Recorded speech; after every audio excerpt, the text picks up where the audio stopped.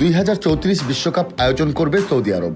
তাই দেশটির সংস্কৃতি ও রীতিকে সম্মান দেখাতে এবার বিশ্বকাপে থাকছে না অ্যালকোহল পানের সুযোগ। কেউ না বুঝলেও আমরা আপনার প্রয়োজন বুঝি, আর তাই তো অত্যাধুনিক ফিচার সম্বলিত বিভিন্ন সাইজ আর কালারের 250-টিরও বেশি ডিজাইন অপশন নিয়ে ওয়ালটন স্মার্ট ফ্রিজ বোঝে আপনার প্রয়োজন। স্টেডিয়ামের আশেপাশে তো বটেই, হোটেলেও বিক্রি করা হবে না কোনো অ্যালকোহল। বিষয়টি নিশ্চিত করেছেন যুক্তরাজ্যে সৌদি আরবের রাষ্ট্রদূত প্রিন্স খালিদ বিন বান্দার আল সাউদ। এর আগে 2034 বিশ্বকাপের আয়োজক হিসেবে গত ডিসেম্বরে নিশ্চিত করা হয় সৌদি আরবের নাম। বিশ্বকাপ আয়োজনের লড়াইয়ে কোনো প্রতিদ্বন্দ্বী ছিল না মরুর দেশটির। মুসলিম প্রধান দেশটিতে অ্যালকোহল নিষিদ্ধ।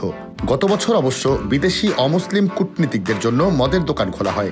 70 বছরের বেশি সময়ের মধ্যে সেখানে যা প্রথম মদের দোকান। তবে স্থানীয়দের ক্ষেত্রে নিষেধাজ্ঞা কঠোরভাবে মেনে চলা হয়। রাষ্ট্রদূত প্রিন্স খালিদ এবার সংবাদ মাধ্যমে জানালেন 2034 বিশ্বকাপে বিদেশি দর্শক সমর্থকরাও থাকবেন নিষেধাজ্ঞার আওতায়। বিশ্বকাপের জন্য নিজেদের সংস্কৃতিতে কোনো পরিবর্তন আনা হবে না পরিষ্কার করে জানিয়ে দেন প্রিন্স খালিদ বিন বান্দার আল সাউদ। অপরদিকে আরেক আরব দেশ কাতারে 2022 বিশ্বকাপেও অ্যালকোহলের ব্যাপারটি ছিল তুমুল আলোচিত। সেখানে শুরুতে স্টেডিয়ামে অ্যালকোহল বিক্রির ঘোষণা দেওয়া হলেও বিশ্বকাপ শুরুর 2 দিন আগে সিদ্ধান্ত আবার বদলে যায়। সমর্থকেরা স্রেফ হোটেলে ও নির্দিষ্ট কিছু ফ্যান পার্কে অ্যালকোহল কিনতে পেরেছেন।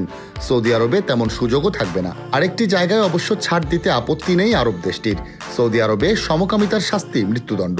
তবে বিদেশি এলজিবিটিকিউ অনুসারী বা সমকামী সমর্থকেরা নিরাপদে সেখানে যেতে বা খেলা দেখতে পারবেন বলে নিশ্চয়তা দেন রাষ্ট্রদূত।